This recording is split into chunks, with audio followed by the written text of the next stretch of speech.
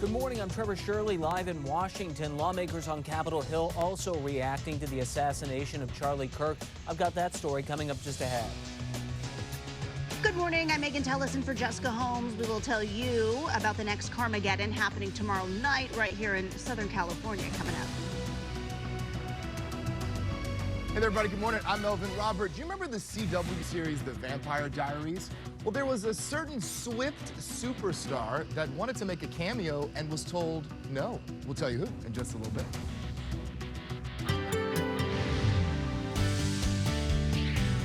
I think Melvin's dropping Easter eggs in his teas. You know? Yeah, Favorite yeah. All right, we've got a blanket of clouds still bumping up against the mountain in Mount Wilson. So it's going to take a little bit of time for a lot of areas to clear out, and possibly just partly cloudy skies, not clear sunshine. 72 for the beaches, downtown 77, San Fernando Valley 83, 82 High Desert, Inland Empire 84, Orange County Inland 79 degrees. Frank.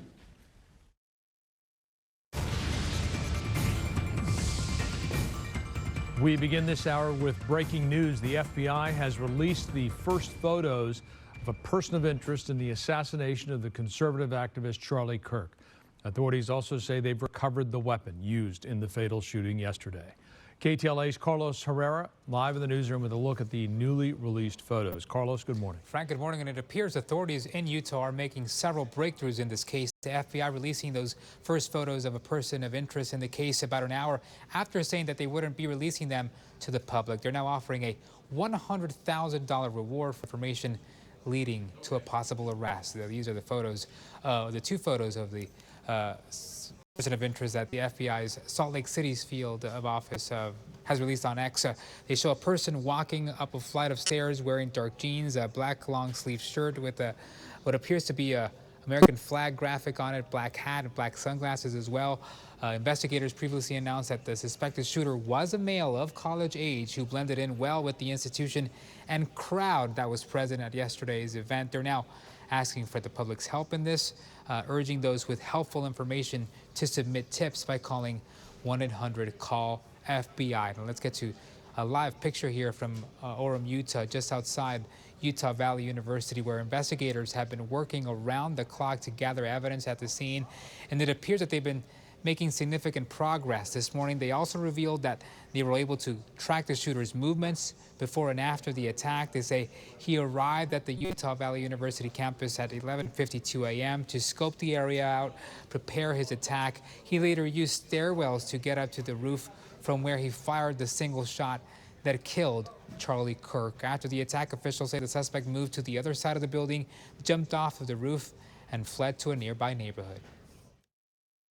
This morning I can tell you that we have recovered what we believe is the weapon that was used in yesterday's shooting. It is a high-powered bolt-action rifle. That rifle was recovered in a wooded area where the shooter had fled. The FBI laboratory will be analyzing this weapon. CNN is reporting that a range of markings were found scrawled on that rifle, the markings including messages related to cultural issues. Authorities are analyzing them to determine if they point to a possible motive. Also among the markings were initials that authorities are trying to match with the suspect. CNN also reporting this morning that investigators have recovered a screwdriver near that rifle, which they believe the shooter used to disassemble and reassemble the firearm before actually using it. Experts saying that removing the stock would help the shooter conceal the weapon in a bag or even in his clothing.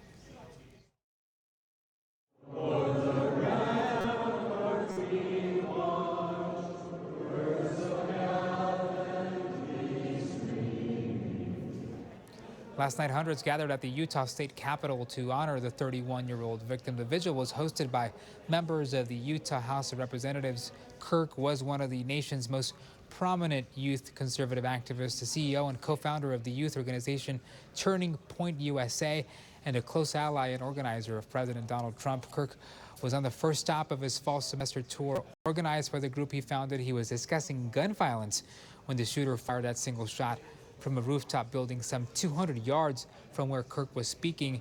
We do have video of that terrifying moment, but we want to warn you that it may be difficult for some to watch. Counting, not counting gang violence. Oh my God. Go, run. The bullet piercing his neck, causing him to collapse in front of the crowd, the shooting sending students scrambling for safety, while Kirk's security team rushed his lifeless body through the panicked crowd to a nearby SUV. Now, this morning, President Trump paid tribute to Kirk during remarks at the Pentagon on the anniversary of the 9/11 terrorist attacks. He announced that he will be awarding Kirk the Presidential Medal of Freedom posthumously. We miss him greatly, yet I have no doubt that Charlie's voice and the courage he put into the hearts of countless people, especially young people, will live on. Saying that he plans to speak with Kirk's family later this afternoon, Vice President J.D. Vance and the Second Lady plan to travel to Salt Lake City, Utah today to pay their respects to the family. We'll send it back to you guys. All right, Carlos, thank you. Meantime, Washington lawmakers are reacting to the assassination of Charlie Kirk, calling for an end to the political violence right here in our country. KTLA's Trevor Shirley live for us in our nation's capital today with more. Trevor, good morning to you. Hey there, good morning to both of you. Lawmakers on both sides of the aisle say political violence has to end, but so far very few are showing real solutions.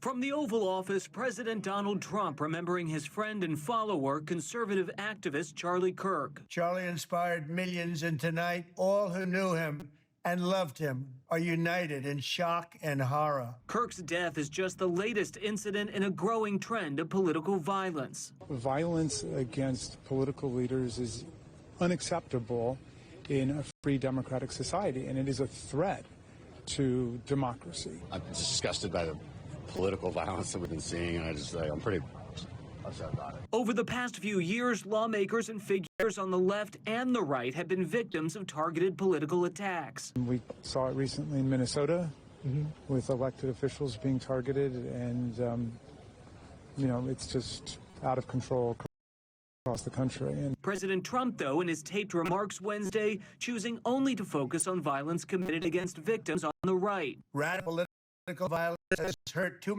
many innocent people and taken too many